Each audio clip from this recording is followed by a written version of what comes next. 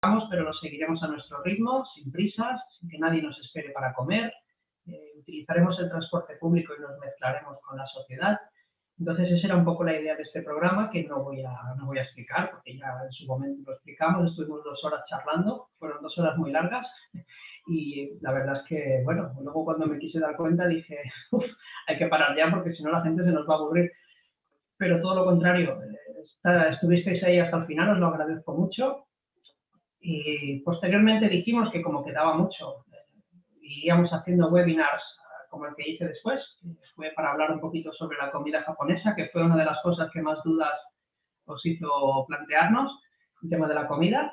No lo hice en directo, lo grabé una mañana y lo colgué por la tarde, pero este sí que lo estamos haciendo en directo. Este consideramos que es especial porque, bueno, muchas personas que están apuntadas nos pidieron ya que les confirmáramos sus plazas, cosa que no podíamos hacer porque, bueno, teníamos muchísimas personas apuntadas, la lista ya roza las 100, y nos vimos con el problema de que no pudimos, como lo explico ahora, no pudimos asumir un viaje en noviembre para 100 personas. Obviamente el viaje dijimos que iba a ser de 14, nos hemos mantenido en esa cifra, no vamos a superar las 14 personas, pero sí que es verdad que tantas peticiones nos llegamos a plantear de incluso hacer 2 salidas consecutivas con otro guía, para que de esta manera pudiéramos absorber un poquito el impacto de todas las peticiones que hemos llegado a recibir, ¿no? Lo que pasa es que sí que es cierto que hay que ver cuántas de estas 100 personas que casi tenemos apuntadas están realmente dispuestas a viajar. Como sabéis, la salida de agosto no se va a poder hacer. Los Juegos Olímpicos finalmente se harán sin público extranjero, se harán únicamente con público local. Esto ha frenado mucho las expectativas de que Japón esté abierto en verano, pero seguimos con esperanzas de que la de noviembre pues sí que la podamos hacer, ¿no? Entonces ya la mayoría de gente que se apuntó en agosto ya nos dijo que, la mayoría no, pero más o menos la mitad de gente nos dijo que por hacerla en noviembre no había problema. Entonces, bueno, se nos sumó al problema de que ya teníamos mucha gente en noviembre, pues ahora tenemos unas cuantas más, ¿no? Entonces tenemos que empezar a mover nuestra logística para preparar esto, y hoy abriremos inscripciones después de explicaros un poquito lo que es la sociedad japonesa, ¿no? La otra vez os expliqué el itinerario, después os expliqué de qué va un poquito una introducción a la comida japonesa, y hoy os explicaré un poquito lo que es la sociedad y por qué los japoneses un poco son como son. Vamos a ver un poquito qué os voy a explicar. Tengo una mosca por aquí, la primera de la temporada, que ha querido aparecer hoy y me va a estar molestando todo el rato. Veremos a ver si me doy una palmada y la aplasto cuando me pase por delante otra vez. Perdonadme, ¿eh? Sociedad en Japón. Qué foto más bonita. Esto es un izakaya. Esto es bueno, suele ser una taberna japonesa de las típicas que te encuentras en los callejones donde acabas paseando una tarde o una noche sin rumbo. Bueno, hablar de la sociedad japonesa implica remontarse muchos años atrás. La cultura y la tradición japonesa se han visto marcadas durante miles de años, y voy a intentar explicaros un poquito el por qué los japoneses son como son. No sé si lo voy a conseguir, porque al final los japoneses son más complejos de lo que parece, pero al menos lo voy a intentar. Aquí está un poquito el resumen de lo que os voy a explicar hoy. Os voy a hablar de la sociedad, cómo influye en la vida de los japoneses. Os voy a hablar un poquito de la figura del emperador a lo largo de los años, desde que surgió la figura hasta la actualidad. Y dentro de esto os voy a hablar de los 3 periodos históricos que considero que son más interesantes en la historia de Japón. Hay muchos periodos históricos, pero no puedo hablar de todos, no acabaremos nunca. Así que os voy a hablar de los que creo que son los 3 más importantes. Y después os voy a hablar un poquito de la cultura de trabajo, cómo viven ellos el día a día en las empresas y por qué trabajar para ellos es mucho más que ganar dinero, ¿no? Los japoneses al final, la vida que tienen está muy ligada al trabajo, más que la nuestra, que estamos deseando plegar para irnos a casa. Ellos lo ven de una manera un poquito distinta y luego os lo voy a explicar. Vamos a hablar un poquito de la religión. Las religiones, como ya hice hincapié en la primera conferencia que hicimos online, ellos se centran en 2 religiones que son compatibles, el sintoísmo y el budismo. El sintoísmo se basa en los kamis. Kamis son deidades de la naturaleza, que no son como algo, sino no es la palabra algo lo que definiría un kami.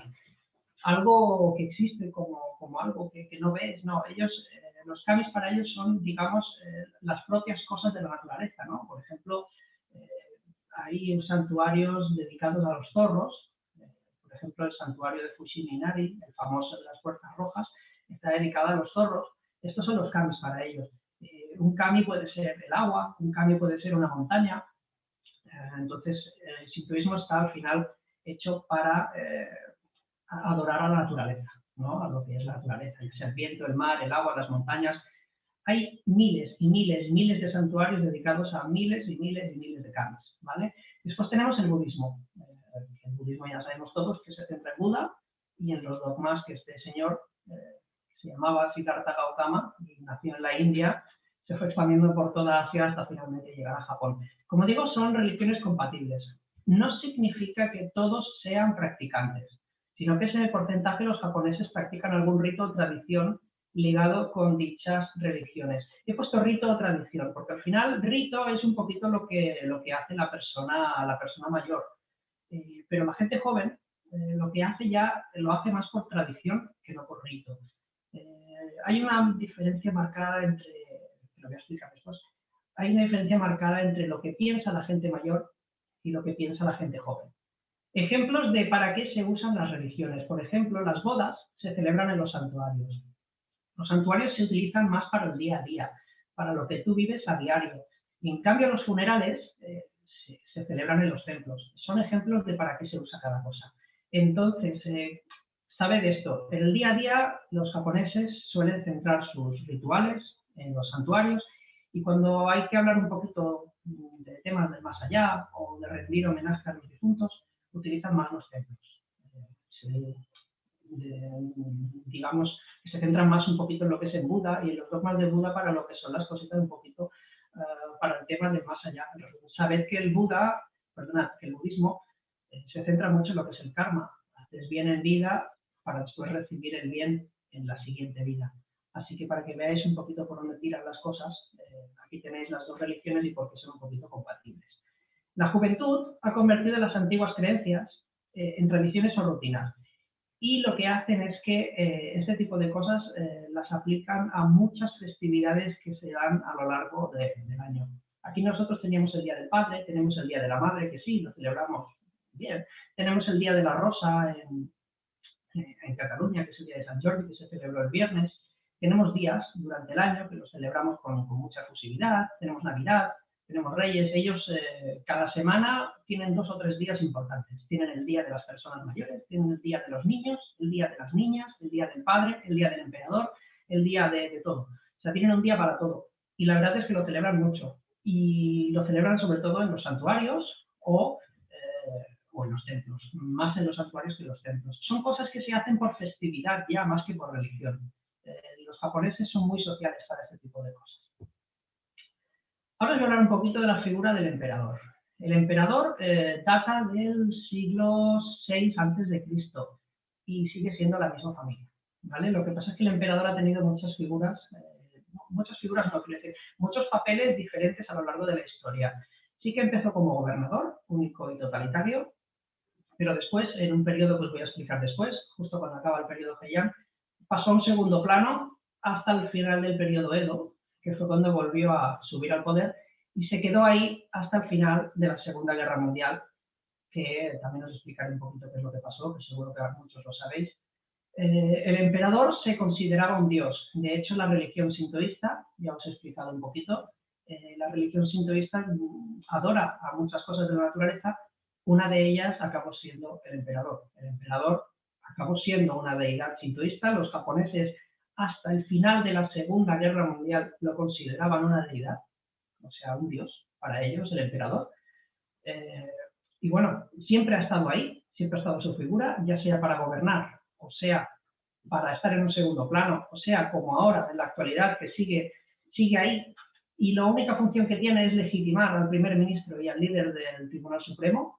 Apenas hace apariciones públicas, se le recuerdan 2 en los últimos años, así que imaginen cómo está ahora mismo el tema del emperador. Vive una vida muy privada, pero sigue estando ahí. Se le respeta mucho en Japón.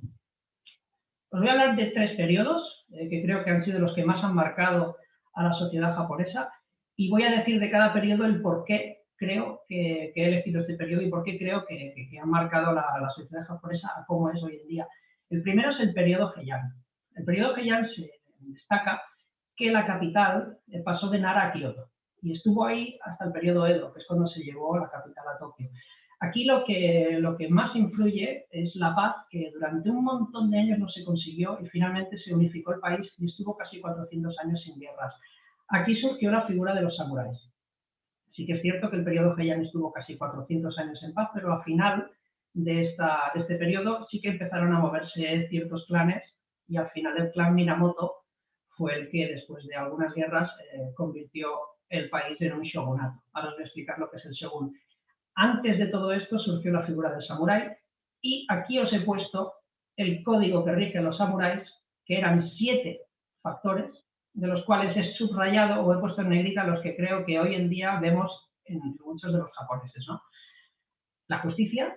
Yo creo que los japoneses son muy justos, o por lo menos buscan muchísimo la justicia, no como nosotros, sino como el hecho de que cuando ven algo injusto muestran mucho más enfado que nosotros. Son personas que se quejan más que nosotros, son gente poco conformista.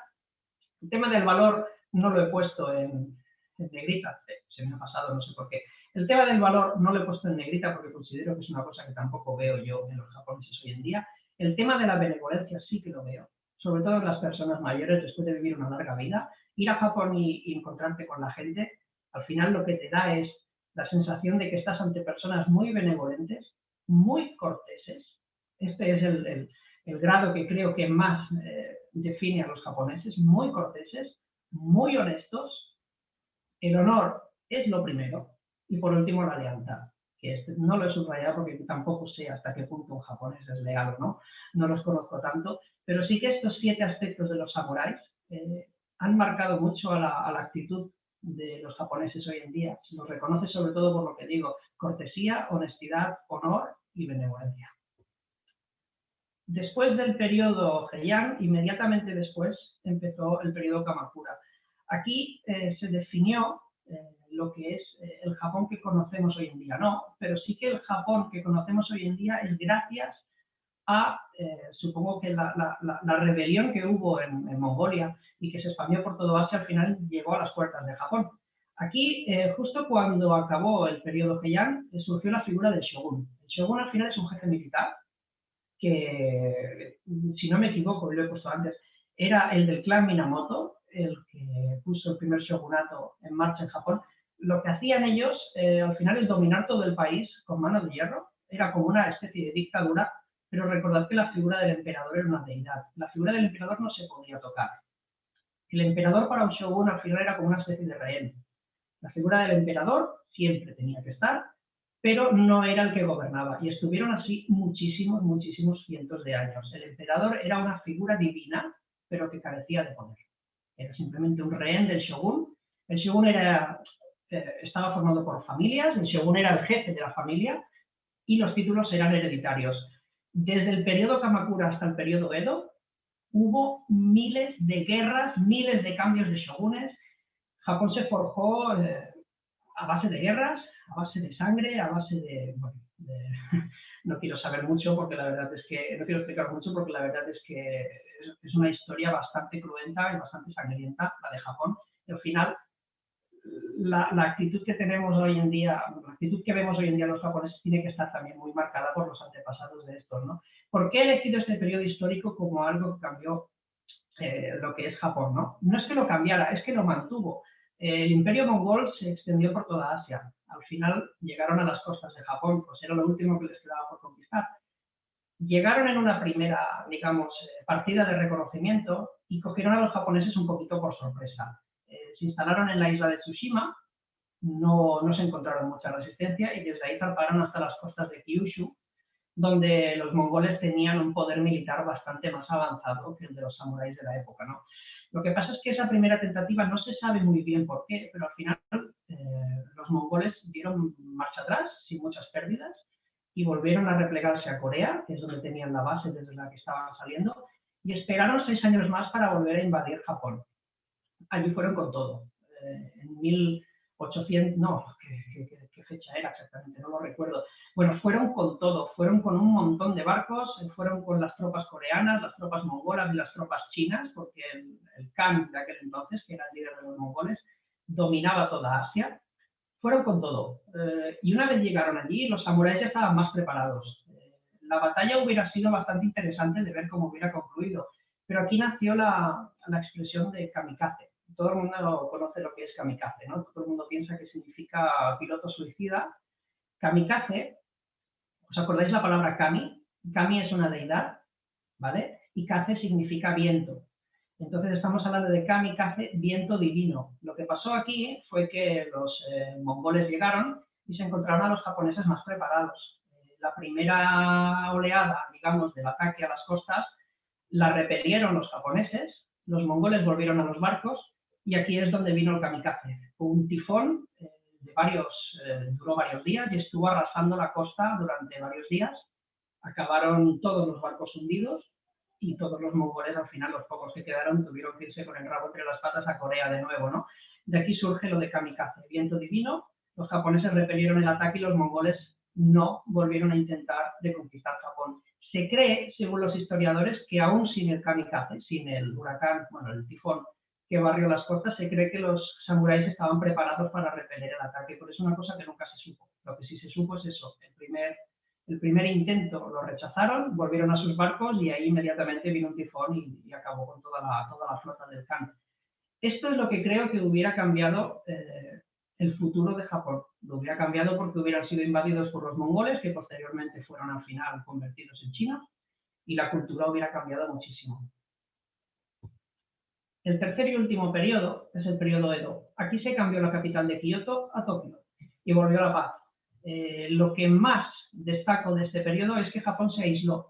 Estuvo más de 200 años aislada del exterior, tanto para comercio como para cualquier tipo de historias. No se podía entrar ni salir del país. Esto hizo dos cosas.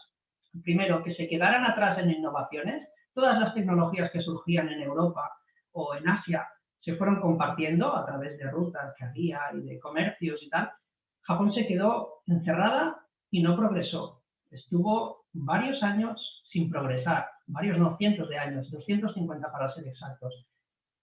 Se quedó el país sumido en la tradición, no avanzaron, solo avanzaban en sus propias ideas, pero no recibían ideas del exterior. Al final llegó una flota norteamericana bastante más avanzada, como pudo pasar con los mongoles, y amenazaron con la fuerza a que si no abrían las fronteras, los atacarían.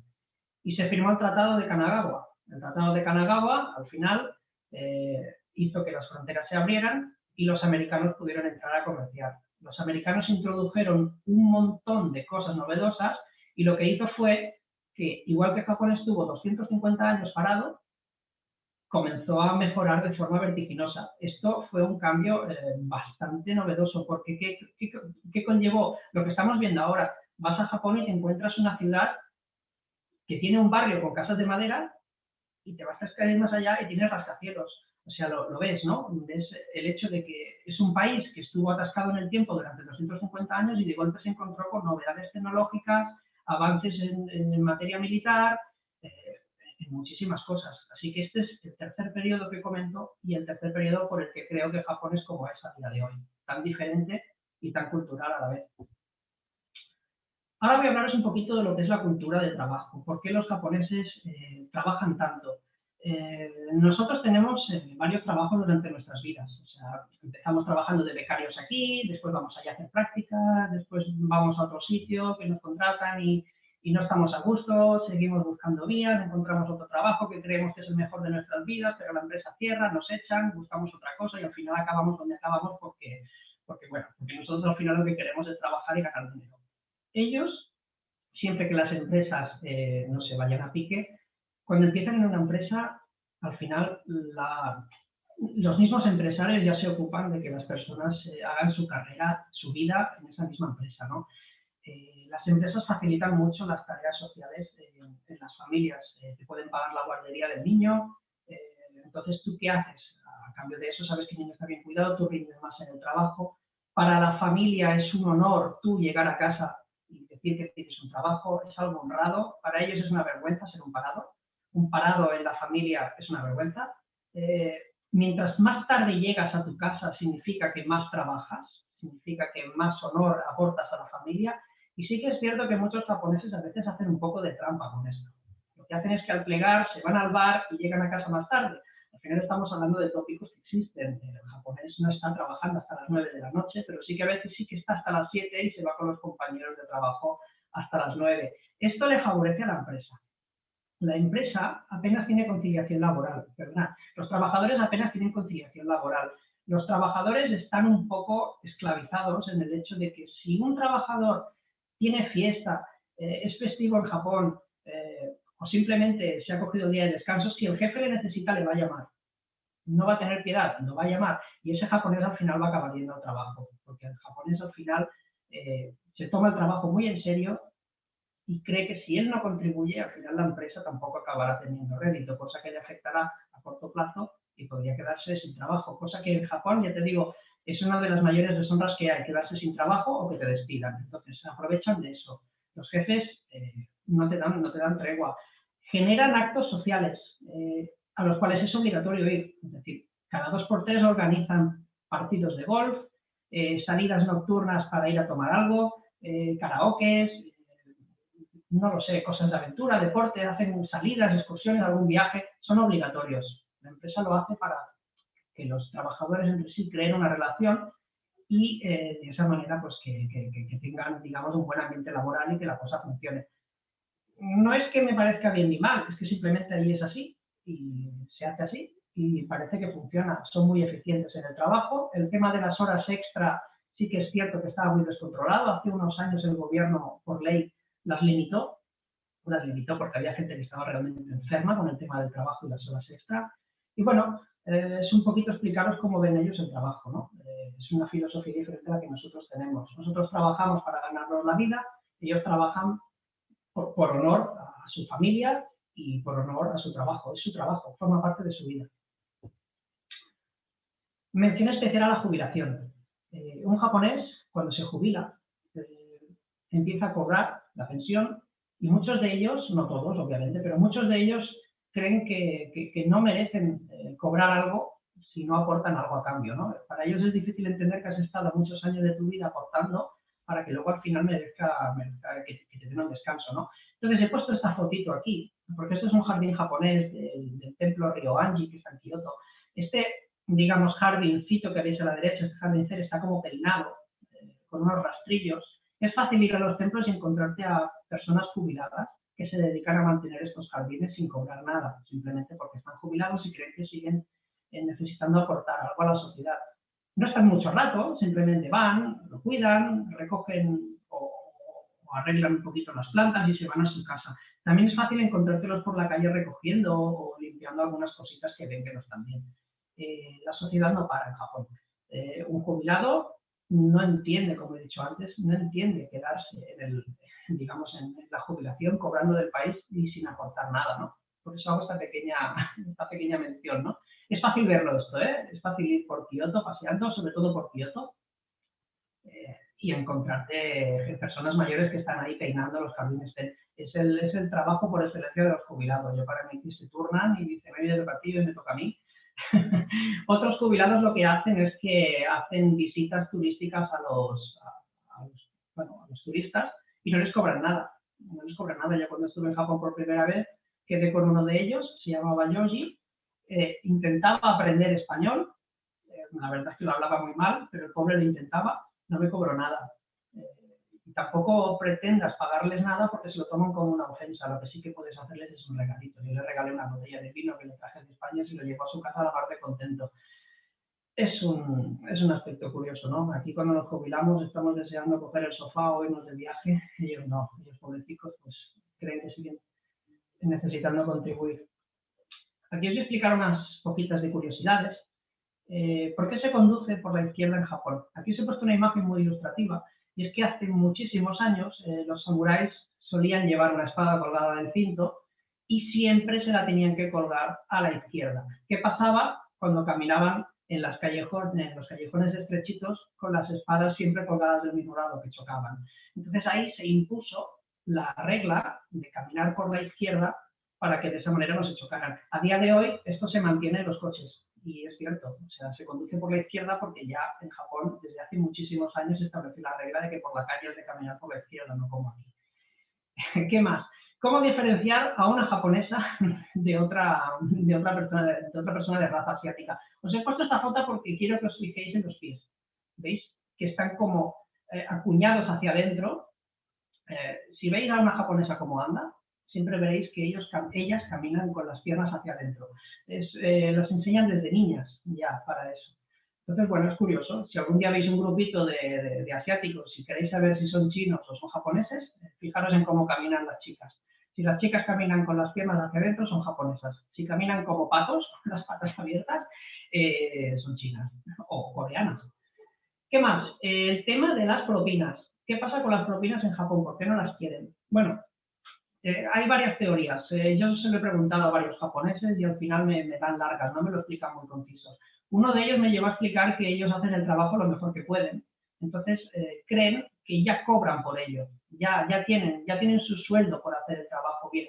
Que tú le pagues puede ser un gesto de superioridad, de que te sientes superior a él y se lo pueden tomar como una ofensa. Por otro lado, también me han llegado a comentar otro mismo japonés, que se le llegué a preguntar. Por otro lado, me llegó a decir que ellos la propina la ven como un acto de que tú estás valorando su trabajo, pero que si después otra persona no le deja la propina, pues no se lo estará valorando igual.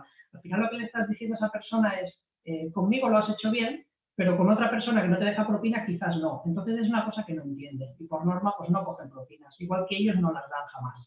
Ellos cuando salen del extranjero tampoco las dejan y cuando van a Estados Unidos lo pasan mal porque ahí es obligatorio darlas y ellos pues no lo comprenden. Al final acaban dando porque les obligan, pero no es una cosa que ellos estén acostumbrados a dar. De hecho, en su país no existe la propina.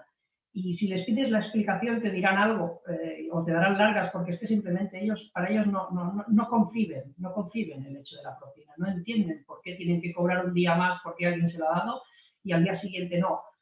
No lo conciben. Es extraño, pero es así. Después, antes os he comentado lo del día de, ¿no? El día de esto, del día del otro.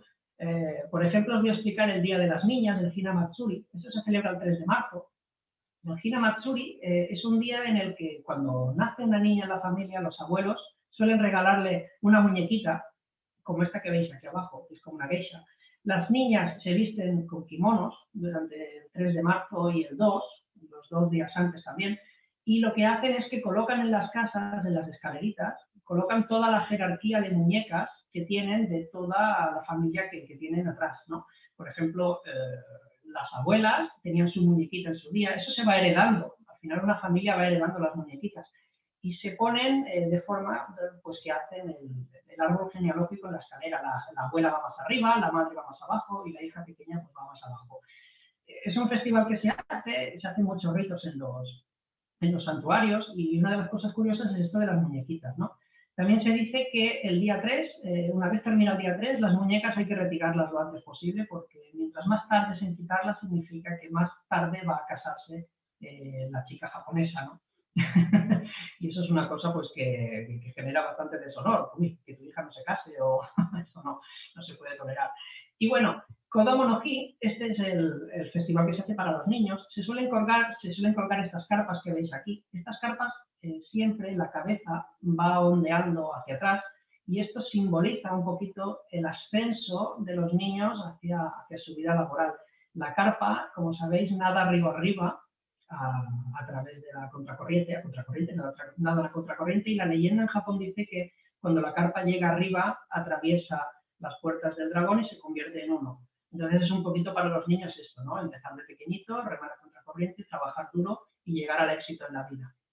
Ese es el Día de los Niños y se celebra también en los santuarios. Los santuarios van los niños con un palito y llevan un globito de una carpita así, donde anda el viento como si fuera una cometa, ¿no? Después tenemos días de las personas mayores, como he comentado, el Día del Mar, el Día del Emperador. En Japón, pues ya te digo, celebran todos los días con mucha fusividad y aunque cada vez la gente es menos creyente, siguen haciendo estos actos por tradición. Huelga japonesa. Esto es una cosa que quiero explicar, porque bueno, todos conocemos el hecho de cómo hacen los japoneses las huelgas, ¿no? Cuando no están contentos, duplican las horas y de esta forma pues gastan la materia prima, saturan los stocks y de esta forma pues ponen en serios apuros a las empresas para vender sus productos. Bueno, pues me apetecía desmontar un mito. Esto es mentira, ¿vale? Esto no pasa. Los japoneses se asemejan a nosotros. Cuando quieren organizar una huelga, salen a la calle con sus pancartas, sus lemas, también tienen sindicatos y bueno, y se quejan como lo hacemos nosotros. Este mito viene de que en los años 40 en la Toyota esto pasó, ¿vale? Pero pasó de forma excepcional y la Toyota no tuvo piedad, despidió a muchísima gente y jamás se ha vuelto a repetir. Ya que hablaba de sociedad japonesa, me apetecía desmentir un mito, que mucho seguro que sabéis que no era así, pero seguro que algunos de vosotros también os lo creíais. Ahora ya sabéis que no. La Yakuza. Voy a explicaros algo sobre la Yakuza, ¿vale? La mafia japonesa se llama Yakuza. Hay mafias en todo el mundo, ya sabéis que la mafia más famosa es la de Al Capone, en Italia, que al final este hombre acabó viviendo en Miami en su mansión. Esta gente a día de hoy se dedica a la corrupción bancaria y política, ¿vale? No hace muchos años estas mafias, que al final se agrupan por familias, se dedicaban a extorsionar a las empresas a cambio de su protección. Tú podías estar en tu barrio, tener tu comercio y que te viniera alguien de la Yakuza a ofrecerte protección. Tú le dices, no, no, si yo no necesito protección, si yo estoy muy bien. Y al día siguiente lo que te encontrabas es que todos los clientes que entraban ahí, al salir, pues acababan encontrando con gente que las amenazaba, que la extorsionaba.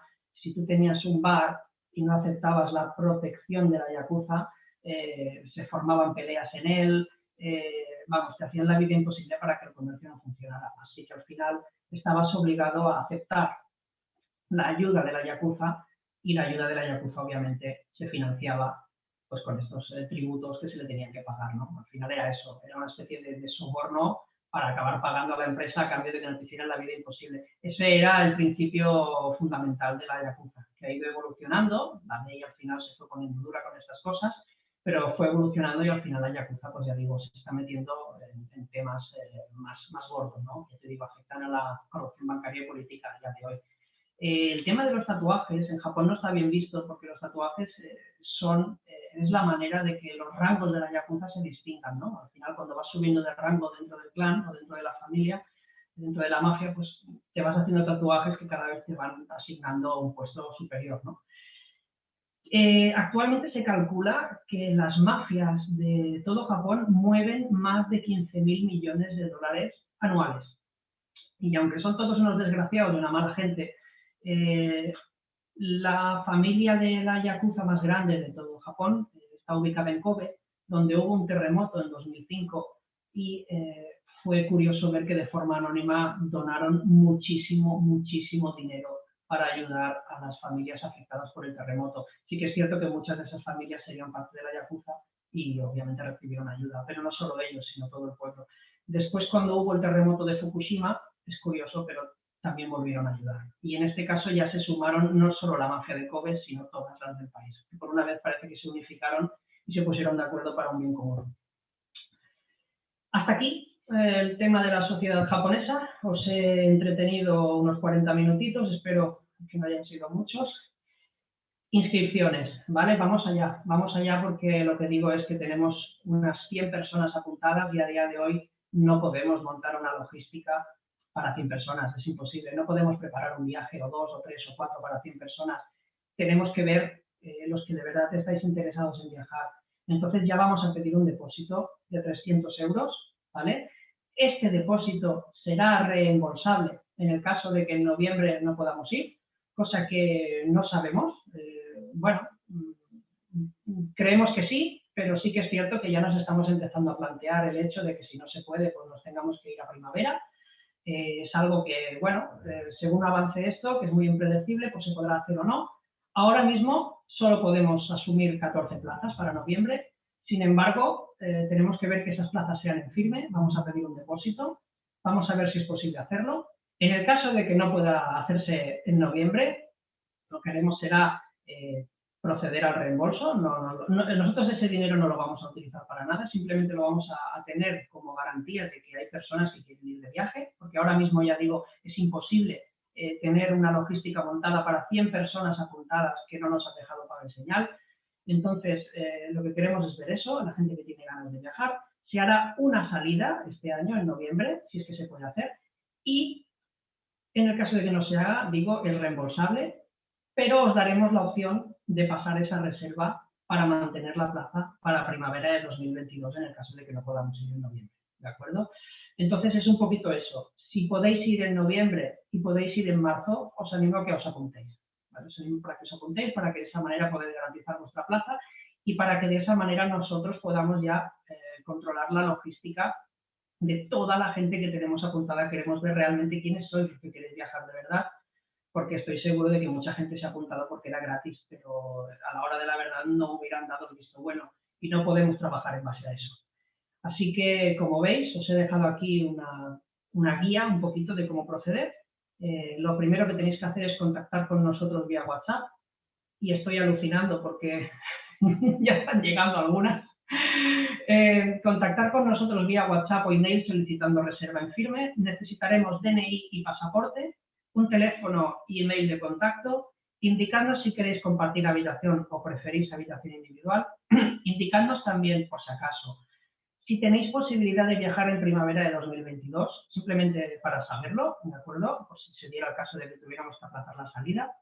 Y os vamos a pedir un depósito de 300 euros que lo tendréis que ingresar en este número de cuenta. Las inscripciones se abren en este mismo momento. Los que me habéis escrito habéis hecho trampa, ¿vale? El depósito, repito, es reembolsable si finalmente la salida no se puede realizar en noviembre. No obstante, si lo preferís, podemos mantener la reserva hasta primavera de 2022 y garantizar las plazas. En primavera de 2022 seremos capaces de sacar más viajes. Sí que es verdad que en noviembre nos vamos a ver limitados a sacar uno, se nos han acumulado los viajes que tenemos pendientes, pero en primavera sí que seremos capaces de sacar más, ¿de acuerdo? Nada más, chicos. Preguntas, estoy aquí para resolverlas. Hola, Quique. Pues nada, lo primero, gracias, tío. La verdad es que yo había cosas que pensaba que sabía de Japón y pues no.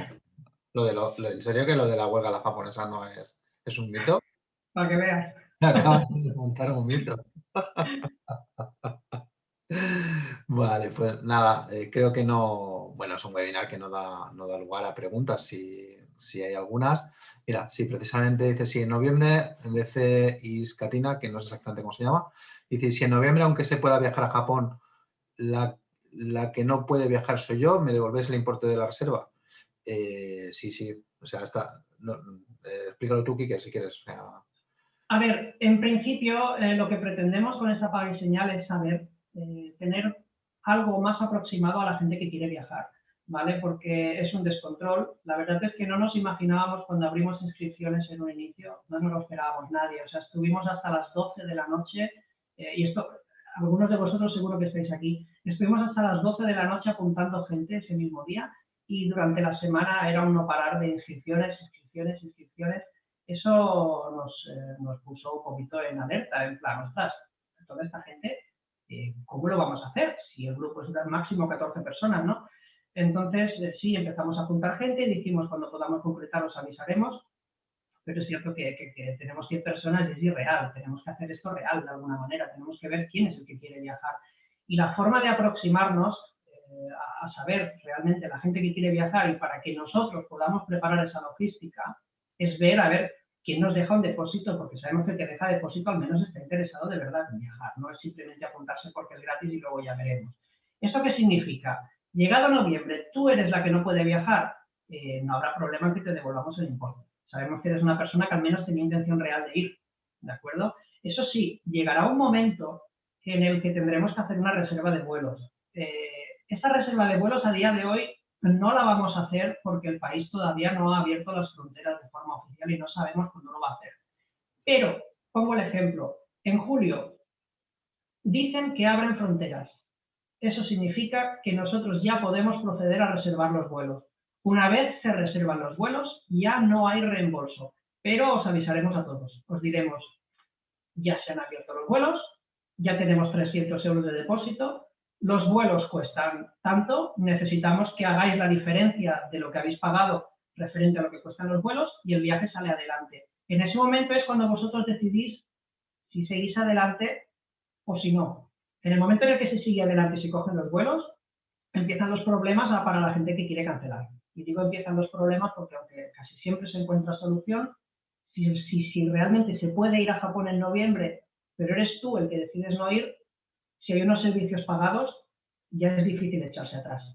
De todas formas, lo que digo, dejar el depósito ahora no implica una garantía al 100% de que se salga y tampoco implica que vayáis a perderlo, porque es reembolsable hasta el momento en el que cojamos los vuelos, momento en el cual os avisaremos, ¿de acuerdo? No sé si ha quedado claro, he explicado muchas cosas. Sí, yo creo que queda aclarado, ¿no? O sea, en definitiva es que, pues eso, que es totalmente reembolsable hasta que emitamos vuelos. ¿Cuándo emitiremos vuelos? Pues cuando se pueda, cuando nos digan que al país se puede viajar, que no sabemos cuándo será, y si lo es, pues perfecto. Y si no lo es, pues el que no quiera ir, pues nada, se le devuelve y ya está. ¿Vale? Esther nos pregunta si nos puede hacer un Bizum. Por favor, mejor transferencia, porque el Bizum para empresas no funciona, solo funciona entre particulares. Entonces, bueno, sería hacérmelo a mi cuenta, pero es mejor que lo hagáis a la cuenta de la agencia de Inbatours, ¿vale? Lo tenéis aquí puesto en el webinar, lo estáis viendo. Es este número CaixaBank, este número que pone. Si queréis, luego esta foto la colgamos en el grupo de WhatsApp o así, para que la tengáis, el número de la reserva, el número del IBAN, ¿vale? Y no sé, ¿más dudas, Quique? ¿Alguna cosa? No veo más dudas en ningún... A ver, Esther, no te preocupes. Ahora hablo contigo por privado. Si no puedes acceder a la web del banco, tampoco hay que correr. Esto no es una carrera, ¿vale? No. Entonces, tú contacta con nosotros. Veo que ya lo estás haciendo. Contacta conmigo por WhatsApp. Yo te guardo la plaza. Tú me dices que la quieres. Tú cuando puedas ya haces la transferencia. Sí, No la es haces hoy, la buscar. haces mañana, la haces pasado. No pasa nada. ¿Vale? No te preocupes. No es una carrera, ¿vale? Tranquilos. Vosotros me decís, yo ya estoy recibiendo un montón, o sea, es una pasada. Me estáis hablando todos, tranquilos. Por orden, yo os digo, perfecto, haced la transferencia. Dejadme que sea yo que os autorice a hacer la transferencia, pero eso no significa que la hagáis ya. No es una carrera de a ver qué transferencia nos entra primero. Yo os voy a decir, hacedla. ¿Vale? Entonces ya me da igual que la hagáis mañana o pasado, ya estáis apuntados. Si luego no me llega la transferencia, pues obviamente saltaré a otro, ¿vale? Pero no tengáis prisa, tranquilos. No pasa nada, ¿vale? Habrá sitio para todos, sobre todo, si no se puede ir en noviembre, en marzo, Japón va a estar ahí. He estado hablando con un dueño de un templo, el templo este dorado, el de Kinkakuji, ¿sabéis cuál es? El que está en Kioto, este que es amarillo, dorado. Me ha dicho que en 2022 el templo va a seguir ahí, ¿vale? Que lo sepáis, que no se va. Es una broma. Japón va a seguir ahí en 2022, ¿vale? Es decir, si alguien se queda sin plaza, no os preocupéis, iremos más veces, ¿vale? No tengáis prisa. Ya veo que algunos se ha puesto nervioso y que no para de vibrar el móvil, tranquilos. Hay ya yo ya tengo un par de peticiones y eso, pero vamos, que no pasa nada, que en definitiva es eso, es por nosotros también tener una base de trabajo, como dice Quique, y de tenerlo, pues bueno, más o menos conocimiento de exactamente quién quiere venir ahora en noviembre, si se puede ir o no, nada más, ¿vale? El que no quiera, que no tenga el número de cuenta, no lo pueda copiar de ahí, que nos lo pida Quique o a mí por WhatsApp y se lo mandamos, ¿vale? Yo ya he mandado un par de ellos ahora. Y nada más. Que no sé si quieres comentar algo más, ¿vale? No, el tema de que me lleguen las peticiones las estoy recibiendo. No creo que las conteste hoy, ¿vale? Porque hoy ya es tarde, llevamos con Costa Rica toda la tarde también. Os voy a contestar mañana, ¿vale? Tranquilos, no os preocupéis, yo os tomo nota a todos, no se me olvida nadie. Ahora os contestaré a todos y os pondré ok, y mañana ya os paso más datos si los necesitáis. Si alguno tiene dudas, que me pregunte. Estamos aquí para resolverlas todas. Me podéis preguntar hoy, me podéis preguntar mañana. Respondemos a todo el mundo, ¿vale? Tener en cuenta, es importante, que estamos bastante pendientes de lo que va a pasar en noviembre, ¿vale? Estamos bastante pendientes. A la que sepamos que se puede ir, contrataremos los vuelos y os avisaremos a todos. Hasta ese momento es reembolsable, ¿de acuerdo? Si tuviéramos que saltar a marzo de 2022, saltamos a marzo de 2022, ¿vale? Vamos a estar ahí. Se os avisa primero para que vosotros toméis la decisión y seáis vosotros lo que queráis hacer, ¿vale? Eso es. Muchas gracias. Quique, ¿Qué más? Pregunta Pilar, que está apuntada, que se viene ahora con nosotros en junio a Uganda, que saquemos el tema de Uganda, que salimos ahora a Uganda, nos faltan 2 plazas para completar el grupo. Bueno, no sé si alguien de aquí está interesado o no en ir a Uganda. pero que sepáis que tenemos varios grupos en marcha y entre ellos tenemos el de Uganda, que salimos el 1 de julio, ¿vale? Por si acaso estuvierais interesados, ¿vale? Manuela dice que pongamos el número de cuenta. Ahora lo pondremos en el grupo de WhatsApp. Pues mira, espera, sí, lo pongo en el grupo de WhatsApp en todo caso, ¿vale? Pondremos este recorte de esta pantalla, lo pondrá aquí que ahora en el grupo de WhatsApp cuando acabemos, ¿vale? El destinatario de la cuenta es Invatus, ¿vale? Que es la agencia, ¿vale? Ponéis el viaje a Japón noviembre y vuestro nombre, ¿vale? Y el destinatario es Invatus, que es la agencia nuestra, ¿vale? Y no sé, Quique, ¿tenéis alguna duda más? Aprovechamos en el tema. Si no hay ninguna duda más, son las 8:20. No sé si queréis algo. Recordad una vez más que tenemos otras salidas, por si acaso esta finalmente no nos encajara. Y ya está, Quique, no sé. Tú mismo, si no tenemos nada más, pues lo dejamos aquí. Agradeceros a todos el seguimiento que ha habido desde Navidad hasta hoy. Intentaré haceros algún webinar más. No sé si os ha interesado el tema de la historia, la he hecho muy resumida. Podría hacer alguno más extenso más adelante, metiéndome un poquito más en la historia. Cuando vayamos a salir finalmente, no sé si será en noviembre o marzo, cuando sea, el mes anterior intentaré hacer un curso de idioma, ¿vale? Para que tengáis al menos el concepto, ¿no?, de las palabras básicas en japonés. Me atreveré con ello, os lo prometo. Seguiré haciendo más webinars de estos para explicaros cositas y para que sigáis animados.